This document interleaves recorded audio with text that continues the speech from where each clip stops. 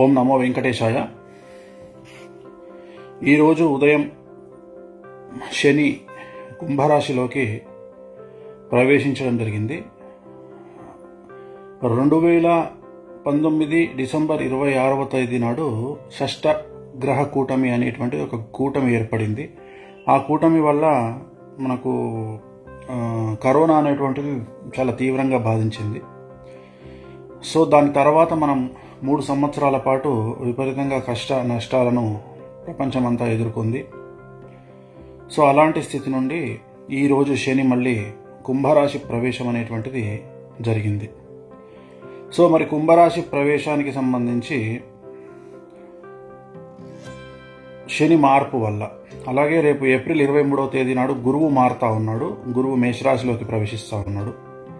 So మరి ఈ 2 మార్పుల కారణం చేత రాబోయేటువంటి సంవత్సరంన్నర మరియు 2.5 సంవత్సరాల పాటు మొత్తం 12 రాశుల వారికి ఎలా ఉంటుంది అనేటువంటి విషయాన్ని ఒకసారి తెలుసుకునే ప్రయత్నం చేద్దాం.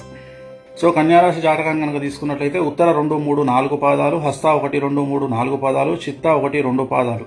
ఒకవేళ మాకు డేట్ ఆఫ్ బర్త్ తెలియదంటే మీ మొదటి అక్షరం టో, పా, పి, పు, షం, నా, ఠా, పే, పో అనేటువంటి అక్షరాలతో మీ పేరున్నట్లయితే మీది కన్యారాశి.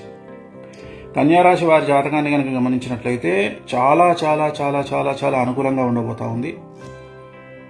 6వ స్థానంలో శని విపరీత రాజయోగాన్ని, భాగ్యస్థానాన్ని సూచిస్తూ ఉన్నాడు. చాలా అనుకూలంగా ఉండబోతా ఉంది. కన్యారాశి జాతకాన్ని కనుక విశ్లేషించాలంటే అసలు మీ జీవితంలో మీకు తిరుగులేదు. ఈ 2.5 సంవత్సరాలు మీరు కింగ్.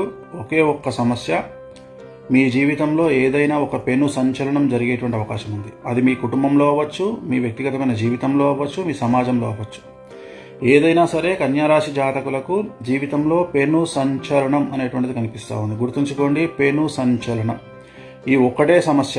అది కోర్టు కేసు అవ్వచ్చు, పోలీస్ కేసు అవ్వచ్చు, మీడియాకి ఎక్కడం అవ్వచ్చు, డ్రంక్ అండ్ డ్రైవ్ కేసు అవ్వచ్చు, పేపర్కి ఎక్కడం అవ్వచ్చు. సో ఏదైనా జరగవచ్చు కన్యారాశి వాళ్ళకి. సో మీడియాకి ఎక్కే అవకాశం ఉండొచ్చు, ఏదైనా జరగవచ్చు. బట్ మిగతా విషయం 99% మాత్రం చాలా పాజిటివ్ ఉంది. ఆర్థికంగా, సామాజికంగా, రాజకీయంగా, కుటుంబపరంగా, ఆరోగ్యపరంగా అన్ని అనుకూలతలు ఉంటాయి. గుర్తుంచుకోండి. సో కన్యారాశి వాళ్లకు చాలా పాజిటివ్గా ఉంటుంది. మరి వీరికి రెమెడీస్ ఏమిటి అనేటువంటి విషయాన్ని ఒకసారి గమనించినట్లయితే, ముందుగా మేషరాశి కనుక తీసుకున్నట్లయితే మేషరాశి వారికి ఎలాంటి రెమెడీస్ అక్కర్లేదు. వృషభ రాశి వారికి అక్కర్లేదు. మిథున రాశి వారికి అక్కర్లేదు. కర్కాటక రాశి జాతకులకు సంబంధించి తిరునల్లార్ శనీశ్వర ఆలయంలో ప్రత్యేకమైన పూజ చేయించడం ద్వారా శని పీడ తొలగిపోయే అవకాశం ఉంది. కన్యారాశి వారికి సంబంధించి సేమ్ తిరునల్లార్ శనీశ్వర ఆలయంలో ప్రత్యేకమైన శని పూజ చేయించుకోవడం ద్వారా సమస్యల నుండి బయటపడతారు. అలాగే కర్కాటకం, సింహం, కన్య అయిపోయింది. తులారాశి వారికి కూడా అవసరం లేదు. వృశ్చిక రాశి వారికి సంబంధించి శ్రీకాళహస్తిలో గురు దక్షిణామూర్తి వద్ద గురువారం నాడు గురు పూజ చేయించుకోవడం ద్వారా సమస్యల నుండి బయటపడతారు. ధనుసు రాశి వారికి సంబంధించి అసలు పూజలే అవసరం లేదు.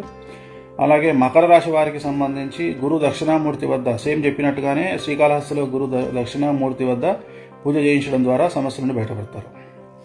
కుంభరాశి జాతకులకు సంబంధించి తిరునల్లార్ శనీశ్వర ఆలయంలో ప్రత్యేకమైన పూజ చేయించడం ద్వారా సమస్యల నుండి బయటపడతారు. అలాగే మకరం, కుంభరాశి జాతకానికి సంబంధించి తిరునల్లార్ శనీశ్వర ఆలయంలో ప్రత్యేకమైన శని పూజ ద్వారా సమస్యల నుండి బయటపడతారు. చివరిగా మీనరాశి జాతకులకు సంబంధించి తిరునల్లార్ శనీశ్వర ఆలయంలో ప్రత్యేకమైన శని పూజ నిర్వహించడం ద్వారా, అలాగే నలుపు రంగు దుస్తులకు దూరంగా ఉండడం వల్ల చాలా వరకు సమస్యల నుండి బయటపడేటువంటి అవకాశాలు ఉన్నాయి. ఇవి ఓవరాల్గా ఈ సంవత్సరం ఈ రోజు నుండి శని మారుతున్న సందర్భంగా రాబోయే 2.5 సంవత్సరాల పాటు ఇదే జాతకం అందరిలో కంటిన్యూ అవుతుంది. అంటే 2023 జనవరి 16 నుండి 2.5 సంవత్సరాలు యాడ్ చేసుకోండి. అంటే 2025 జూలై వరకు ఈ జాతకాలు కంటిన్యూ అవుతాయి. వీటిలో ఎటువంటి మార్పు ఉండదు. 2.5 సంవత్సరాల పాటు శని ఉంటాడు. కాబట్టి ఓవరాల్గా ఇవి ఈ సంవత్సరంలో ఉండేటువంటి రాశి ఫలాలు. ఓం నమో వెంకటేశాయ.